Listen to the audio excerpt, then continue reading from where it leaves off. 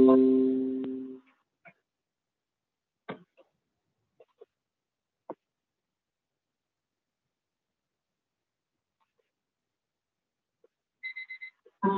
Marcy. Marcy is a masterful marketer for a mid-sized business. And this is Tyler. Tyler's the head of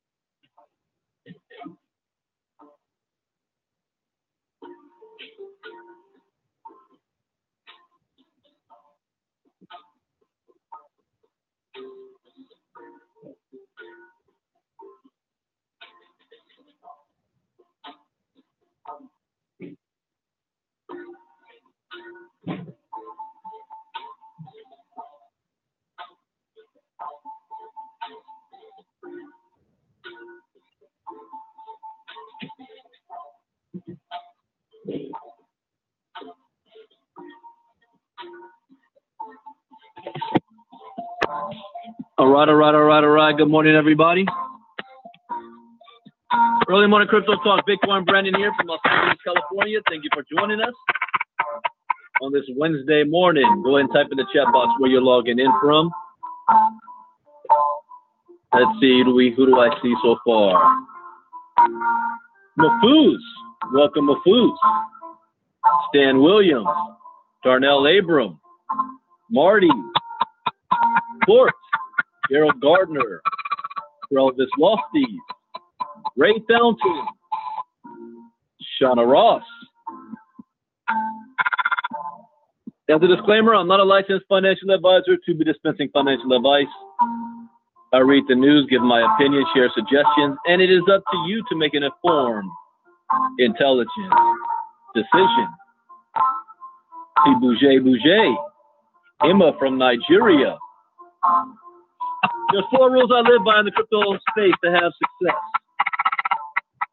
Rule number 1, crypto education is key. It is everything. Rule number 2, never invest money that you cannot afford to lose. Rule number 3, always get your return on investment back as fast as possible. It amazes me, people tend to forget. We're in this for profits. Get your money. Rule number 4, where do you see yourself in 30 days, 3 months, 6 months, a year from now? What are you willing to do to make it happen? Make a decision, find a vehicle, take action, and remain focused. Do not get distracted.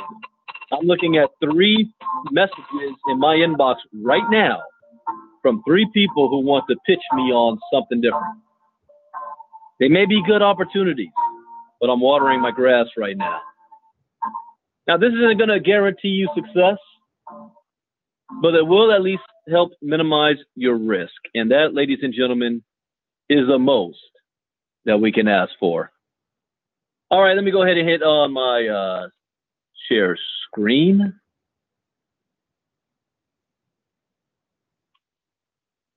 Today is Bitcoin's birthday. Happy birthday to Bitcoin. Some of you guys are brand new to this Bitcoin and not realizing that it is, what's it officially? 10 years old now? Yeah, officially 10 years old.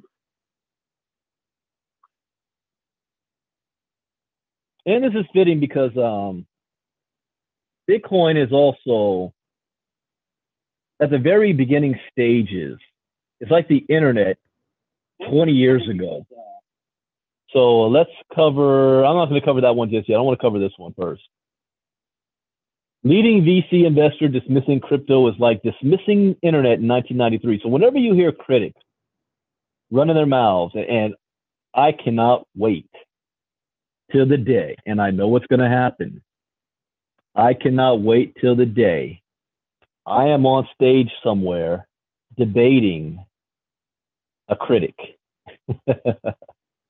I can't wait for that. I'll rip them up. But anytime you hear a critic say anything about Bitcoin, it's not scalable, you can't buy it anywhere, all that other stuff, just tell them, try to go ahead and Netflix something in 1993 on the internet. Well, that's a stupid analogy. I mean, we had AOL dial-up back then. Exactly. That's my point. Leading VC investor dismissing crypto is like dismissing internet in 1993. Speaking of being on stage and stuff, next 24 hours or so, I will have a major announcement. I can't wait for that one. You guys ain't seen nothing yet. And I'm not talking about green either, but I will have a major announcement. A lot more people came on. What's going on? Tony Pinkston, Moshe Frazier from Philadelphia. Pat, I think that's Pat from Atlanta. All right, let's get in with this one. Benedict Evans, a general partner at Andreessen Horowitz, one of the most successful venture capital firms in the world, has said that crypto is quite similar to the internet in 1993. As with any other emerging technology or market, the cryptocurrency space has seen a large number of failed projects and scams over the past several years. Yeah, okay.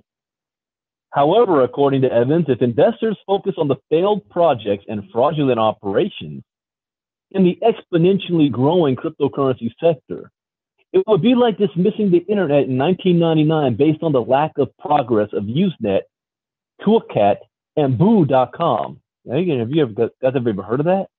Boo.com? I have heard of Boo.com. Crypto today has a lot in common with both the internet in 1993 and the internet in 1999. Huge potential with few of the use cases invented yet, combined with froth, scams, and dilution. This makes it easier to dismiss. But dismissing crypto as a useless scam is much like looking at Usenet, Toolcat, and Boo.com and dismissing the internet and mistakes applications for the enabling layer. That's like Blockbuster Video dismissing Netflix. And were they wrong to at the time? See, if you go back to the days Blockbuster and Hollywood Video, I was a teenager and a kid and couldn't wait to get off from school and going home with my mom and stopping off at Blockbuster Video, walking the aisles to pick out our favorite movie. And you got to get there early because when the rush got there and your favorite movie came out, it would all be sold out unless you called in and rented it early, reserved it. get your box of popcorn and Twizzler, pay for it at the counter, go home, and you got the video for 3 days.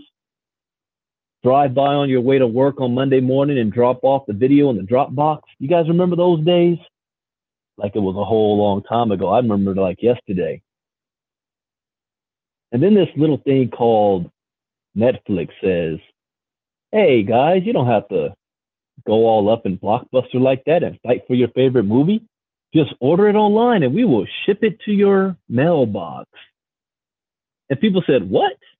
Ship it to your mailbox?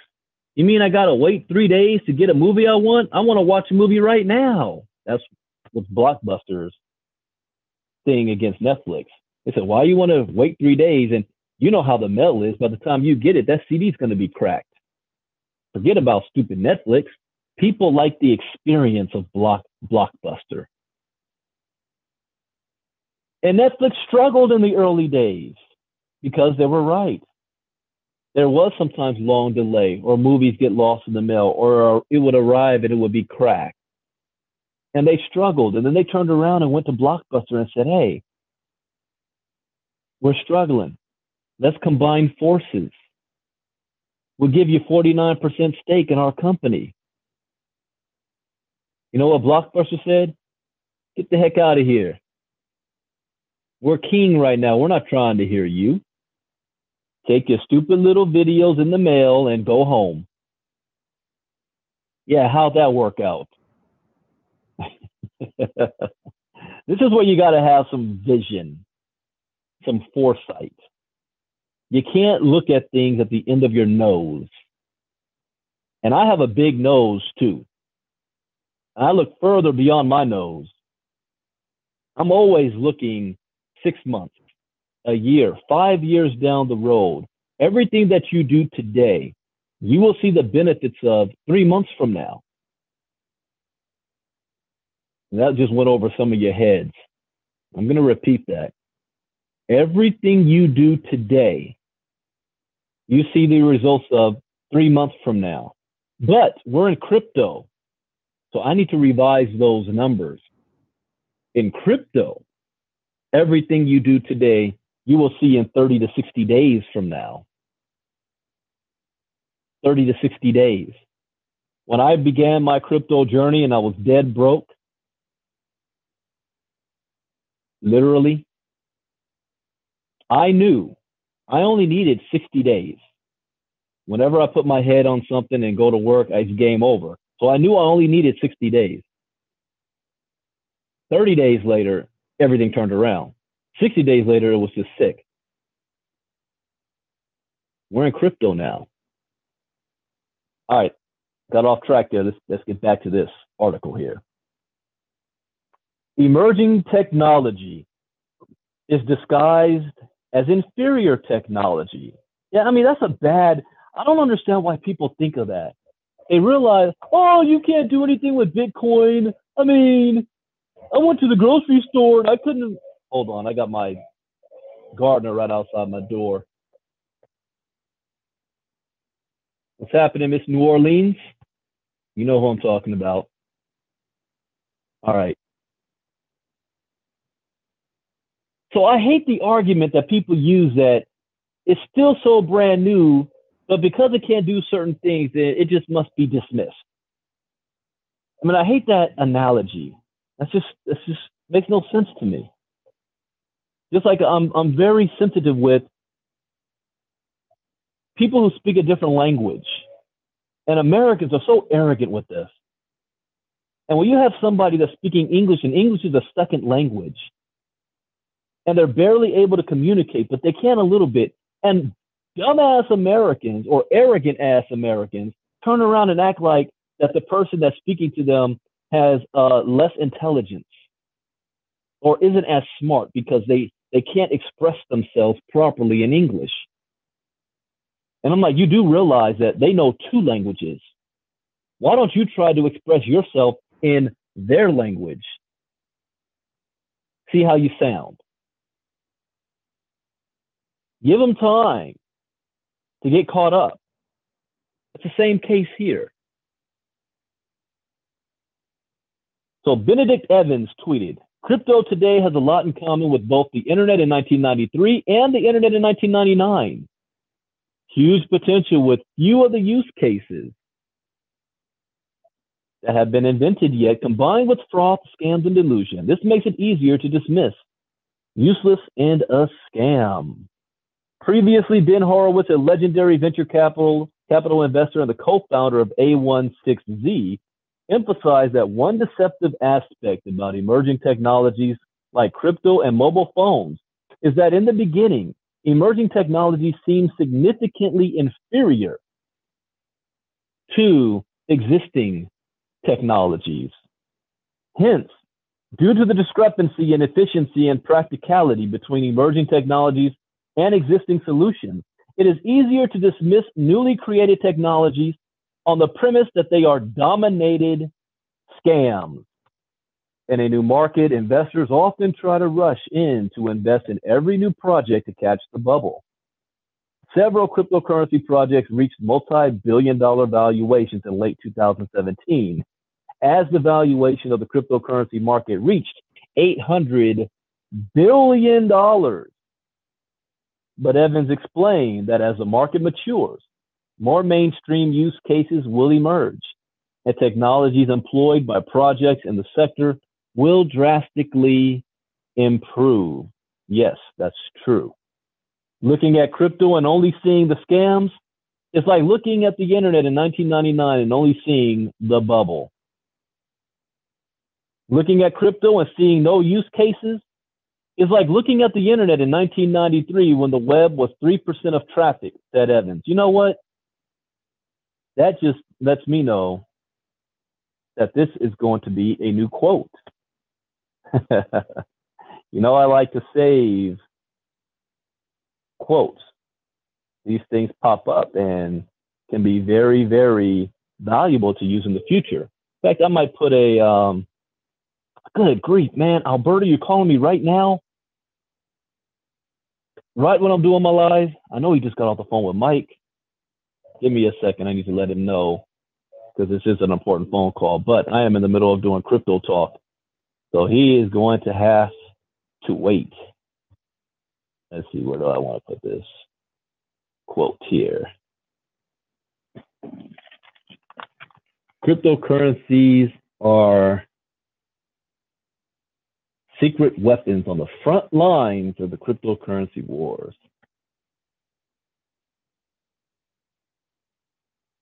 Okay, save that. Let's get back to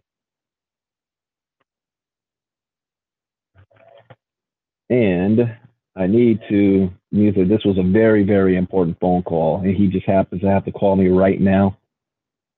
Doing a live crypto talk. We'll get right back to you.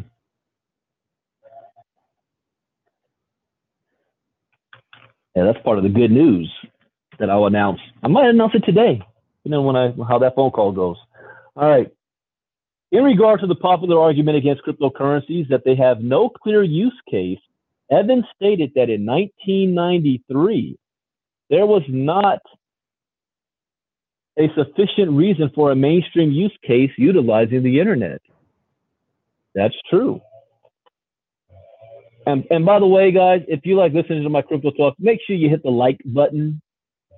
And not only the thumbs up, I can say thumbs up button for YouTube. Subscribe and or hit the little bell so that you can get notifications whenever I go online. So the difference between crypto in 2018 and the internet in 1993 is that cryptocurrencies already have several use cases that surpass the efficiency of legacy systems.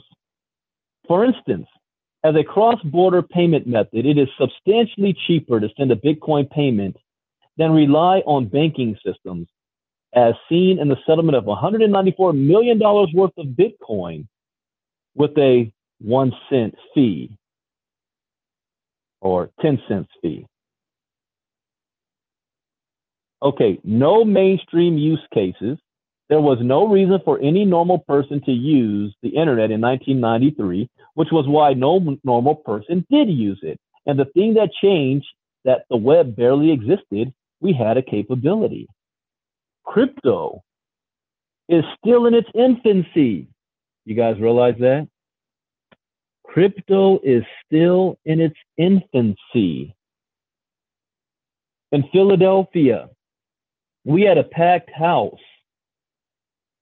And this is the thing about a lot of you guys, as some of you that's listening right now, every single person in that room was in your downline. Some of you know who I'm talking about. You see, I see you on the report. You realize we are in the infancy stage, and that represented all of Philly, what was in that room.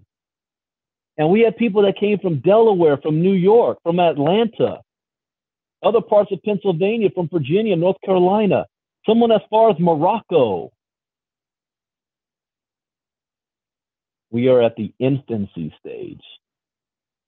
For investors, venture capital firms, and hedge funds, it is easier to dismiss crypto than to understand and recognize its potential in the long term to operate as a consensus currency and a global supercomputer.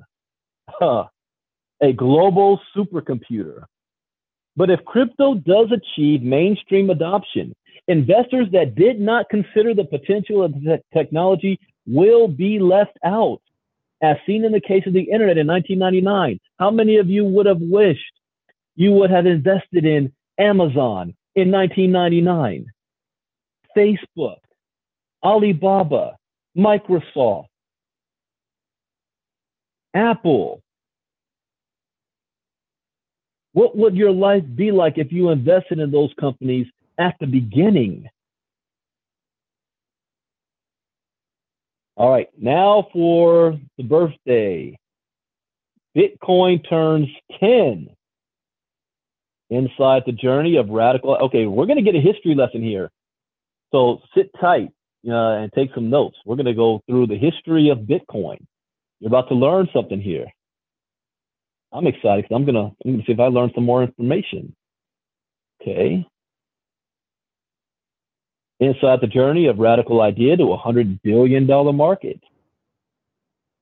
It was 10 years ago today that Satoshi Nakamoto first submitted the Bitcoin white paper to the Metz-Dowd cryptography mailing list and started a revolution in finance. A couple of months before that, the domain bitcoin.org had been registered.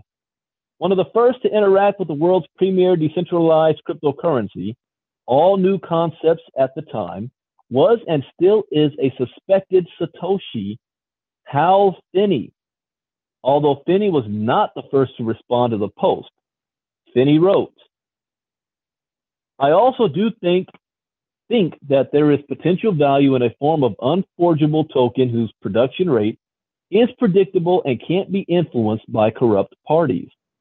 This would be more analogous to gold than to fiat currencies. Nick Szabo wrote many years ago about what he called BitGold, and this could be an implementation of that concept. Now, those of you who have taken our KGX course, especially the video on who is Satoshi Nakamoto, Hal Finney is one of the very first to work with Satoshi, or even some suspect is Satoshi.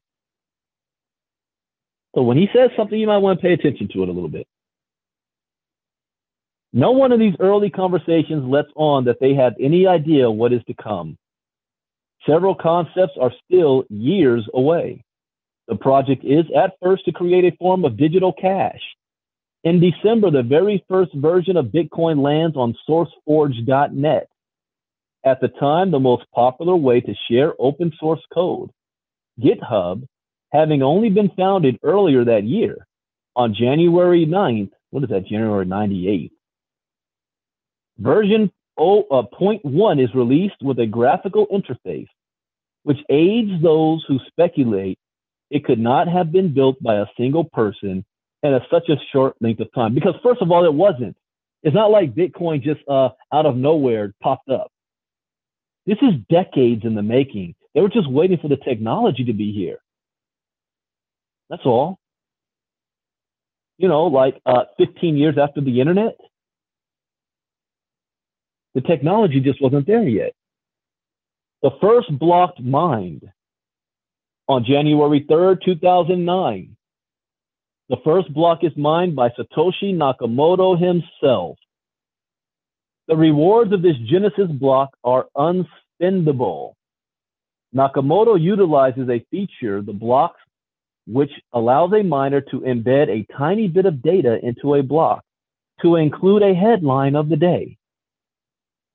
The Times, January 3rd, 2009, Chancellor on brink of second bailout for banks. Bailout for banks.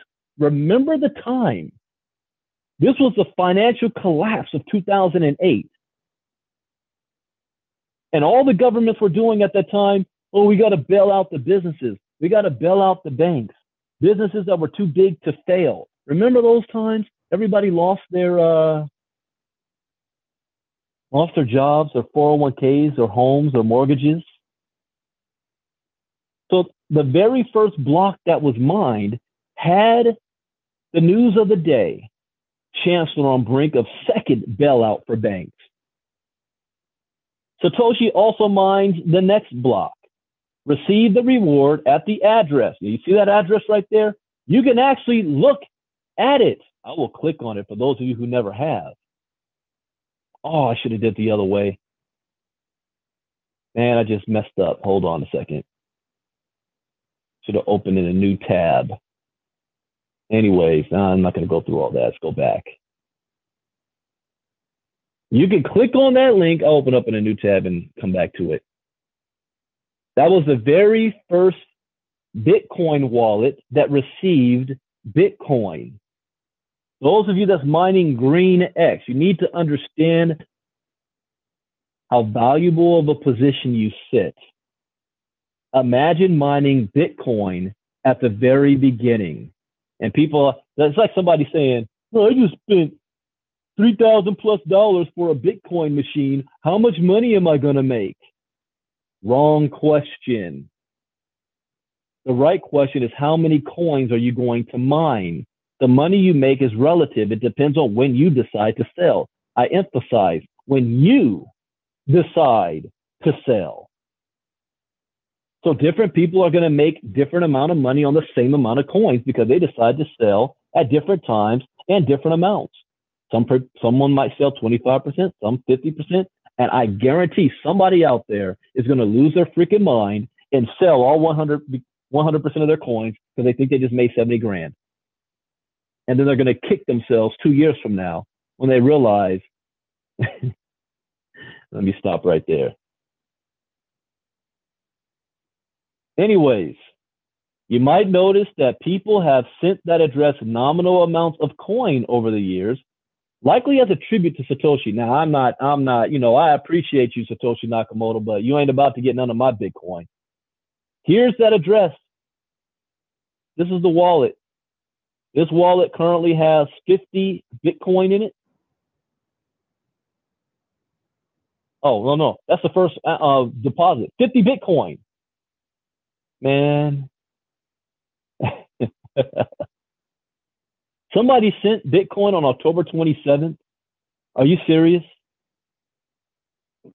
August 7th, March 25th.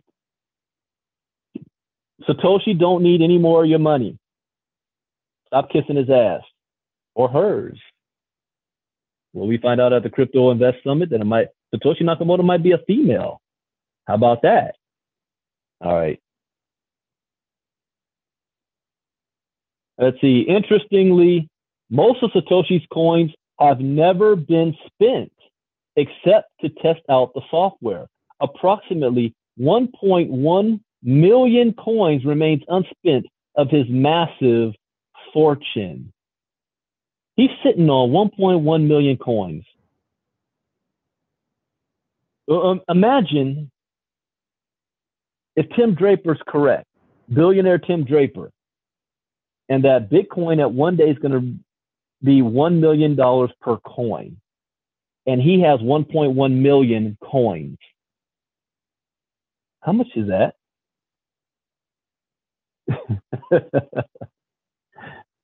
Over the next nearly 2 years, a few parts of the early Bitcoin ecosystem grow up.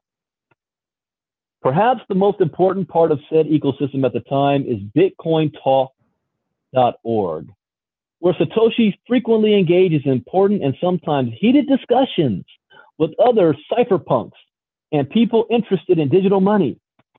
Satoshi is the third registered user on the site, which is owned and operated by another early aficionado, Famous or Michael Marquardt. Bitcoin Talk is where most of the philosophical and general discussion of Bitcoin took place, as well as serving as one of the earliest trading hubs for the cryptocurrency. But developer talk is confined to an IRC channel. Hashtag Bitcoin Dev on Freenode, which is still used today. Hey, at what point in time did we stop saying pound and started saying hashtag? I just had a side thought. I'm just curious because I almost said pound Bitcoin. You know, I may be dating myself here, and I'm only 42, but I grew up and that symbol meant pound. Now we're saying hashtag. All right. Anyways, let me look at that Satoshi wallet. Oh, it's just another. Satoshi Nakamoto is among the 50 richest people. He's going to be, as far as worth, the richest man in the world. $19.4 billion worth of coins at 1 million coins right now. Yeah, you just give that a couple more years. You're going to see where that pops up. If you're interested in that article, let me put this link in here too. Those of you that like to read it. All right. Mount Gox and the 10,000 BTC pizza. You guys got to know this. I say, know your history. 2010 is an exciting year for Bitcoin, which has no functional exchange value associated with it until the establishment of early exchanges. The very first such market is called the Bitcoin market. But the first one, perhaps, that really matters is Mt. Gox. Okay, understanding the time frame here. We're out now about 1.5 years in, and nobody cashed in their Bitcoin. Okay? Nobody exchanged Bitcoin for real money. Well, you know, on a legitimate exchange. Privately, yeah, I'm sure they did. But the very first market, Bitcoin market, is really called Mt. Gox. This is before my time. Mt. Gox was founded a few months later, which goes on to be legendary in a very negative sense for Bitcoiners the world over. Many lost fortunes and evidence that the price was manipulated. Also in 2010, the first Bitcoin transaction takes place, the legendary pizza purchase, in which Laszlo Hanyecz spent 10,000 BTC to buy some pizza. Are you kidding me? 10,000. Another use had the pizza ordered online and received a $7 million fortune in today's value for the equivalent of $25 worth of pizza. Okay, oh, hold up. $25 worth of Bitcoin in 2010 is worth over $7 million today. Do I have your attention now? Do you understand why I'm not playing with this? This is not a hobby. This is not a game. This would be the first real test of currency and its value, though just a few months later, the value would hit 80 cents a coin on some of the now growing exchanges. 80 cents? Can you imagine Bitcoin being worth 80 cents a coin? As with all new concepts, Bitcoin has its share of detractors in the early days and later on when it starts to garner the attention of mainstream media, becomes the subject of government scrutiny and criticism from traditional financial people. Then, as now, people at first struggled to grasp the idea of Bitcoin mining, and the immutable public ledger. I notice that even now. I go to a blockchain expo, people still don't get it.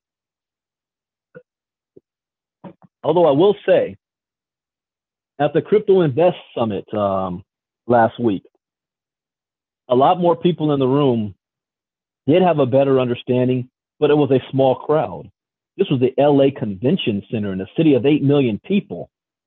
I did a video. I showed you the size of the room. Not even a quarter of it was filled up. Talk about wide open. So people struggle to understand what it is. Stories of Bitcoin itself being hacked were pretty frequent back then. And amongst Bitcoiners, the term FUD, fear, uncertainty, and doubt, became common parlance in reference to such rumors. You know, if you guys want to really understand the early days, go on Netflix and watch a documentary called the Banking on Bitcoin. Banking on Bitcoin. I think that goes all the way up to 2014 or 15. So that's a good documentary about the early days of Bitcoin. So, however, it is important to note that in August of 2010, a bug was found and exploited to the tune of 184 billion false Bitcoins. The system is designed to only ever have 21 million coins. And thus, the decision was made to hard fork Bitcoin onto a new version of the blockchain, which did not include these counterfeit coins. Few bugs of this significance have surfaced since then, as more and more developers have joined the project over time. Satoshi Dice, Silk Road, and a growing exchange market. 2011 can be seen as the real establishment of the Bitcoin community, as it is around this time that people like Vitalik Buterin, the founder of Bitcoin Magazine, and Eric Voorhees, current entrepreneur behind Shapeshift.io, and at the time the owner of Satoshi Dice, which he later sold for more than 100,000 Bitcoin. Really? At the first peak of the currency's value, Satoshi Dice is a subject of some hyperbole when it becomes evident that some nodes do not want to process its transactions, calling them spam due to their often tiny size. Bitcoin has since seen dozens, if not hundreds of exchanges come and go. Intense scrutiny from governments and rumors of the technology being banned in various regions, countless forks or altcoins being developed, and no story of Bitcoin is complete without two vitally important parts of its history included. Part one, the Silk Road. The real value of Bitcoin was truly established when the world's first dark net market, called the Silk Road, went online and chose Bitcoin as its medium of exchange. The market allowed for the sale of most goods, importantly illicit drugs, and for more than 2 years, people could safely transact in such goods. There is valid speculation that the market rise of Bitcoin during the period of the Silk Road was fueled directly by demand in which the market generated for the coin. In 2018, Ross Ulbricht, who's still in jail, was arrested in San Francisco. He had amassed a personal fortune, only a small portion of the exchange's activity in the form of transaction fees of 144,000 Bitcoin. 144,000 Bitcoin. Most of which was later auctioned by the U.S. government to venture capitalist Tim Draper. Albright eventually was given life in prison, and efforts to attain clemency for him remain in motion. He got life in prison for this. Number two, the failure of Mt. Gox. Until its collapse, Mt. Gox had become the premier marketplace for Bitcoins for both buying and selling them. The exchange had a modern interface and allowed people to trade with little friction. Operated by French expat living in Japan, Mark Karpeles, the story of the exchange is a historical post all its own. But the basic facts are that at some point, a bug in the code allowed the exchange to lose millions of dollars in coin. And it was later proven that the exchange covered up this fact and operated akin to a Ponzi scheme for several months. The exchange's eventual failure led to a severe decline in the value of Bitcoin at the end of 2013. That's when, whenever you want to see, if you're skeptical about an opportunity and you hear about people making all this freaking money, the time you'll know that it's a scam is when the market undergoes a major correction. And when that happens, here's what the owners do. They bail. They do an exit scam. They take as many coins as they can while they can before the market drops completely. That's a little hint. So here's what happened. The exchange's eventual failure led to a severe decline in the value of Bitcoin beginning at the end of 2013, when it had reached a high of over $1,000. So when Bitcoin came into being in 2008, 2009, and within 4 years, it got to $1,000 per coin. Now, I just want to, again, because I like to do a comparison with, let's say, GreenX, for example. Let's just say, I don't know, if GreenX hits the exchange at 1 or 2 cents, and then 4 years later, it's now worth $2, $3, $4 a coin. $4 a coin. Okay, I got to do some math here because this stuff gets me excited. Let's just say, and by no means is this a guarantee or an endorsement of anything. I'm just playing with numbers. Let's just say 1.2 million coins a month. Let's just say for 6 months. 7.2 million coins for 6 months. 2 cents. $144,000. Okay? So I'm saying 7.2 million coins at a 2 cent valuation is worth $144,000. I'm just saying one machine. That's all I'm saying. Okay. Let's go back to that 7.2 million number. 7.2 million now at a 10 cent valuation. $720,000. Okay. 6 months of mining. Let's just say 7.2 million at $4.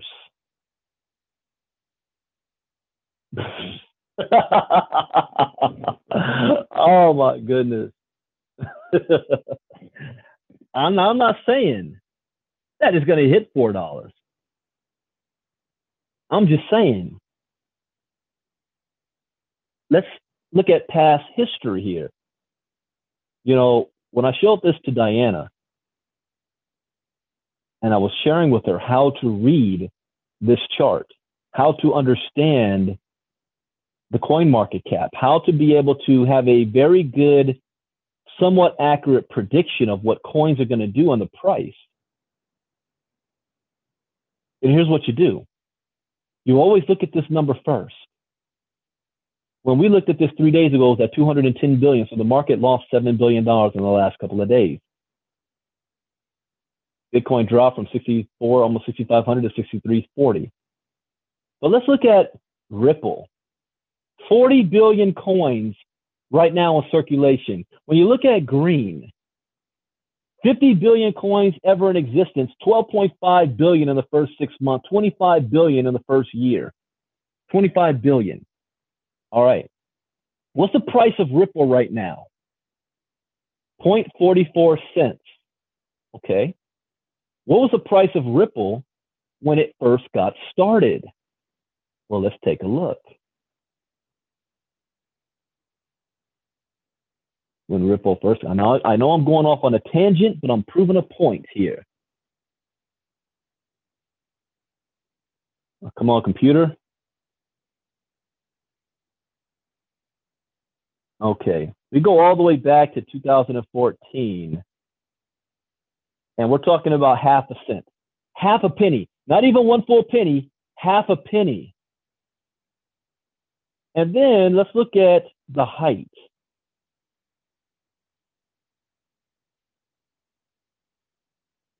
Oh, come on. It's actually 3.71 because I already know the number. And this is, there you go. 3.7, $3.71 at the height. Now, was there some major development in the Ripple world that made Ripple go to $3.71? Oh no, there's been far more development in the Ripple world in the last 60 days than in all of 2017. But why is it that in December 2017, Ripple got all the way to $3.71 from its existence of half a penny in 2014? We're talking 3.5 years later. Why? Because the entire coin market cap was over $900 billion, this number right here. And when this number grows, all the coins, like a water in a river, ships in a river, they rise with the tide. So Ripple rose its way all the way to $3.71, where Bitcoin was almost at 20 grand. So if green is at 1 cent or 2 cents, what happens by default when this number goes back to almost $1 trillion? What happens to green? If it follows what Ripple did, by default. I'm not even talking about demand, meaning real world use of green, what we're all about, what power's all about, proof of power, building a power blockchain that's going to power the rest of the crypto coins. I'm not even talking about that. I'm just talking about guilt by association, or in other words, success by association. So I'm not making up numbers here. I'm looking at the past of another coin that's similar in design, meaning how many numbers is available, how it came on the market at half a cent. The entire market cap rose and the coin rose with it to $3. So is it far-fetched to say that green one day could be worth $3 to $4 a coin? No. What if the coin market cap goes to 2 trillion and green goes to $10, $15 per coin? This is why the early birds mining green right now, and you guys are quiet right now. Ain't nobody saying anything in the chat box. So either I got you hypnotized, you either passed out, you're asleep, or your mouth just dropped. This is why the early days of mining is so important. And this is a long-term game plan, not I need to pay for my car next month. Okay, let me go back. I hope that made a point. Some of you are going to catch that. The rest might have went over your head a bit. That's all right. All right, the entry of CCN. Bill, your mouth just dropped. Diana. Diana, we were sitting there. Remember I showed you this. How this works. You got to know how to read the chart so you know when to buy and sell, how much you should sell. And we will be doing more Facebook Lives. That's a members only group that's going to go in more detail on some things. Those of you in Chicago, if you are going to be with me in Chicago, I will be having private meetings where we're going to be going over this stuff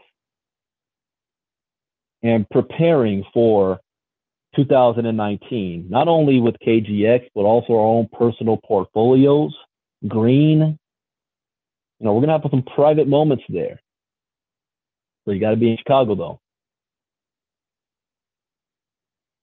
All right. In 2013, CCN was founded as CryptoCoinsNews.com, aiming to cover events around Bitcoin and all cryptocurrencies, as by this time, there were several to speak of, importantly, including Litecoin and others. In those days, something as simple as a new merchant accepting the still nascent cryptocurrency would be newsworthy, and it was not the sort of information one would find in an outlet like Forbes or the Wall Street Journal. Okay, let me stop there because somebody asked me this question. Look at Peter. Trust me, I understood this back in April. Let's not look at Ripple. Let's look at another coin. You got to know how to read this. This is why I was able to predict Electronium as well as I did. Here's another coin you want to look at. Okay, so if Ripple's got 40 billion, what other coin is similar if there's 12.5 billion coins in the first 6 months? Okay, you got Stellar. Stellar with 18 billion coins. The current price is 22 cents. And I believe Stellar is going to be huge, but Stellar ain't got jack squat on what Green is going to do as far as real world adoption. And it's worth 22 freaking cents. So let's look at Stellar's background just for a second. Their entire total supply is going to be 104 billion coins. So they only have 18 billion in circulation. And the price is 22 cents. By the end of December, there's only going to be 12.5 billion coins of Green in circulation. Guys, it's less than this. Okay, let's look at its history. When it first came out, it was 0.002 cents or 3 cents. 70 cents less than 70% less than a penny. At its height, look at it again. We're going to December. Well, they want to do this by January 1st. Come on, give me that top number. It's showing me 71 cents, but it's higher than that. It's closer to 80 cents because here's 80 cents right here. So it was about a little more than 80 cents. 80 cents. Okay, let's pull the calculator out again. You have 6 months worth of coins from one, let me repeat that, one machine. This is why the cost is not what's important. It's how many coins you have. And let's give it an 80% valuation.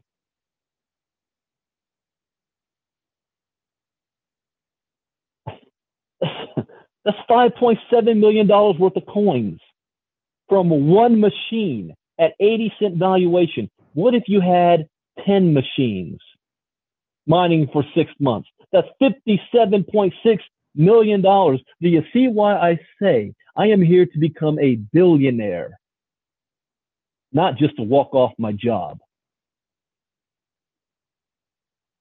This is crypto, ladies and gentlemen. This is not selling lotions, potions, creams, and gels and coffee.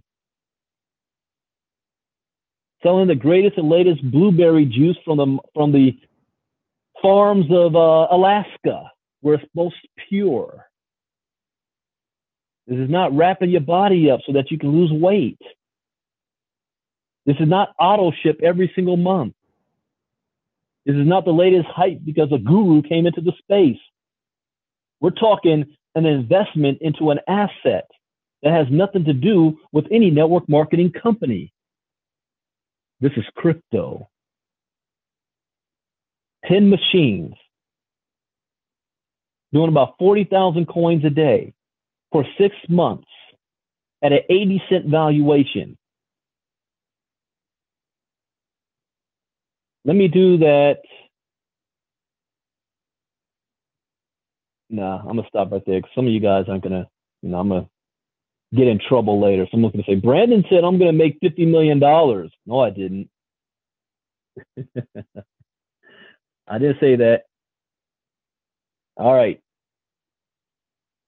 One of the first major aspects of the Bitcoin ecosystem that this reporter wrote about after joining the team at TCN in late 2014 was the block size debate. The heart of the debate was that transaction fees would become too high for the currency to be usable. And at times, throughout 2015 and 2016, they certainly did, and that block should be made bigger in order to accommodate lower transaction fees. As an income disclaimer, once again, I am not a licensed financial advisor to be giving any financial advice. I make no income claims. I am not guaranteeing anything that Green's going to do. As of right now, the value of a Green coin is zero. I want to make that point very clear. It is not on an exchange. You have no money. What you have is an asset, is the machine that has a value of what you paid for. That's what you have right now. And that machine is doing work generating coins that has a value of zero right now. I'm only speculating of what it could go to when it hits the exchange. Yeah, I got to say that for legal reasons. Okay, the block wars.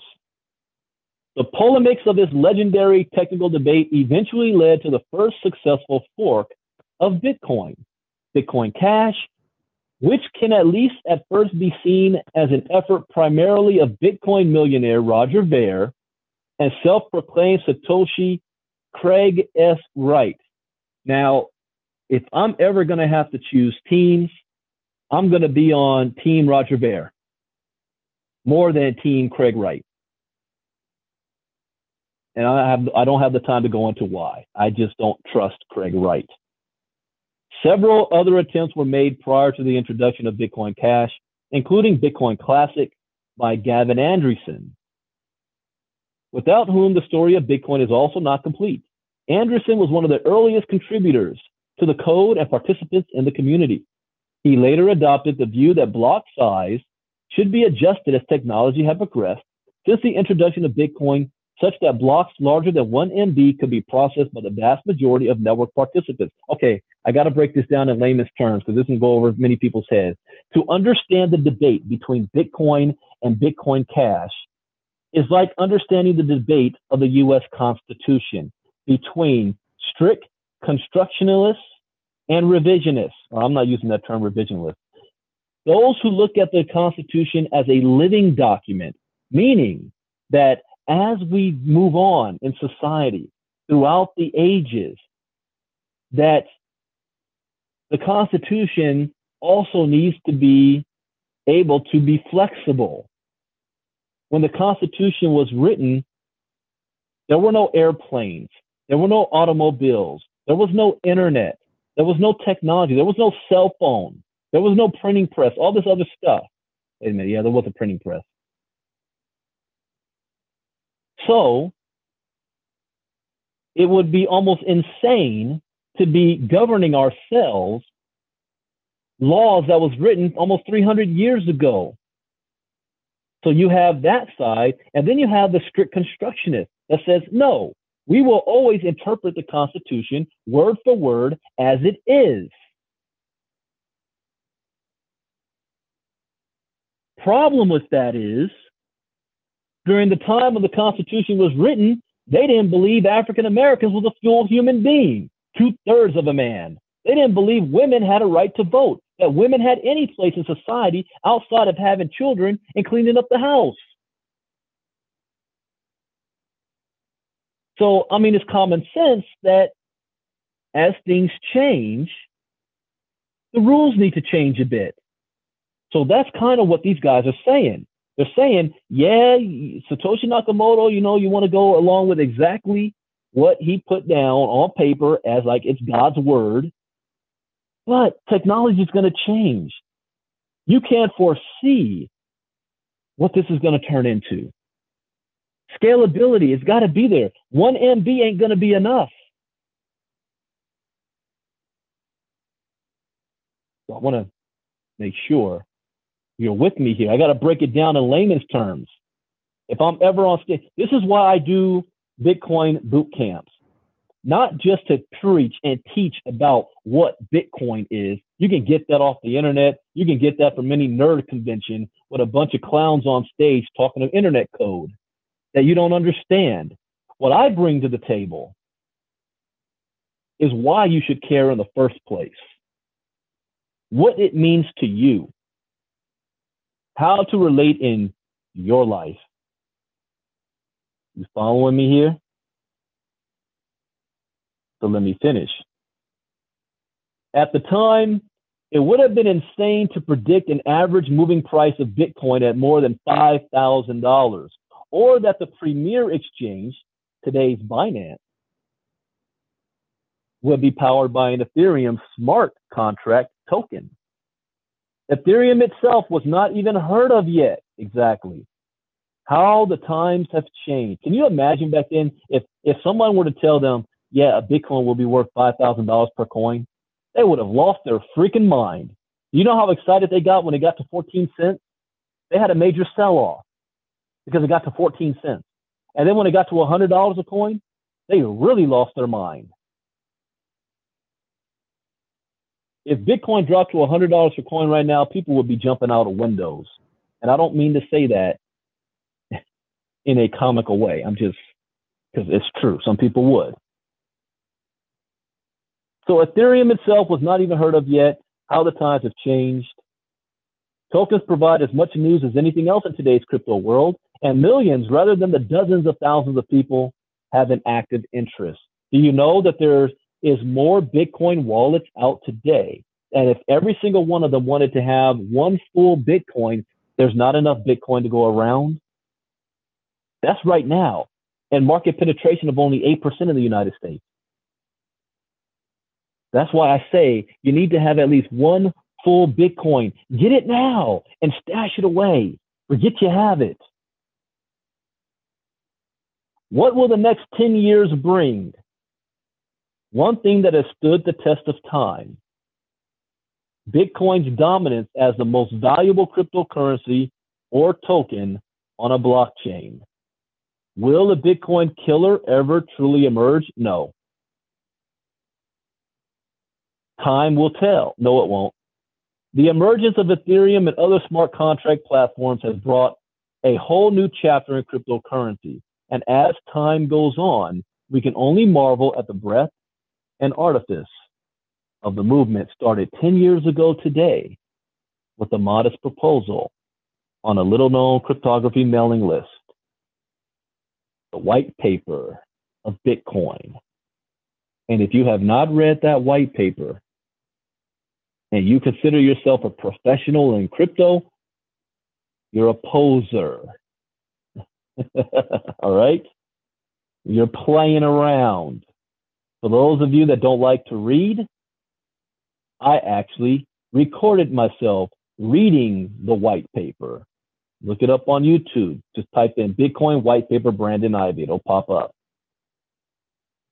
So that is it, ladies and gentlemen. I hope you learned something new. As always, that is the point. I did. Today is the birthday of Bitcoin. You just got a whole history lesson on Bitcoin's birth all the way to where we are today.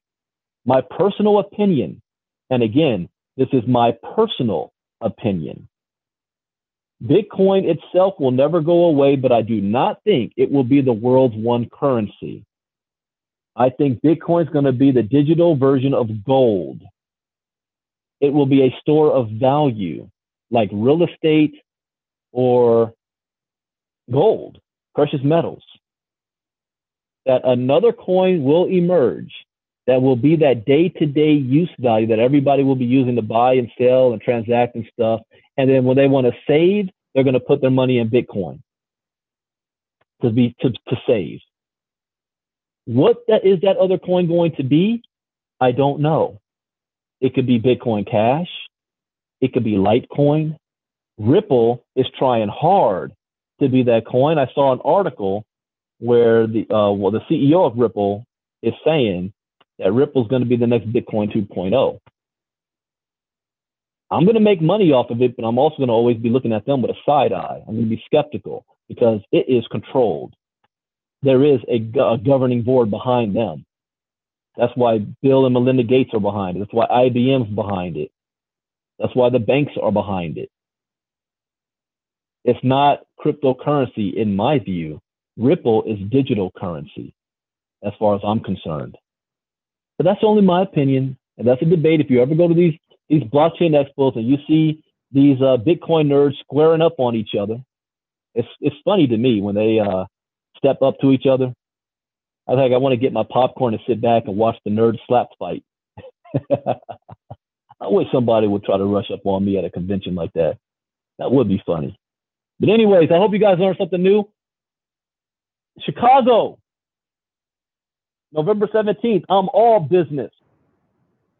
And within the next 24 hours, I'm going to have some other major news going to be announced. We've got the Blockchain Expo in Santa Clara at the end of November. We already have the Seattle Blockchain Bitcoin Bootcamp. That's going to be a big one. Bethany's people up in Seattle on January 25th, 26th. And then the next type of event, there's going to be the Blockchain Goals Hollywood beginning of February of next year. So we're lining stuff up. Just so you guys know as well, since it hasn't been announced, I'm going to go ahead and say this. We have hired a company that is going to be professionally putting everything on for us, starting in 2019. So the Seattle event, they are going to be the ones putting it on. They're going to be the ones advertising in the city. And we're going to come out with a list of cities where we're already going to be doing Bitcoin boot camps, and it's going to be professionally done. At the Chicago event, we're going to have a booth set up where all KGX swag is going to be there. You can buy the shirts, the hats, the hoodies, tablecloth, anything that's KGX stuff you're going to be able to get in Chicago. You can go to the website right now, kgxstore.com, kgxstore.com. All right, with that, you guys have a good day. What day's today? Today is Wednesday. I cannot promise I'm going to do a late night crypto talk. It depends on if we're going to be getting Dave Smith tonight or tomorrow. If we have Dave Smith on doing a call tonight, then I will not be doing a late night crypto talk. I'll do that tomorrow. But we'll see. I'm sitting here on standby, so don't be asking me updates. As soon as I get an update, I'm going to post it. So everybody have a great day. See you all later. God bless. Bye-bye.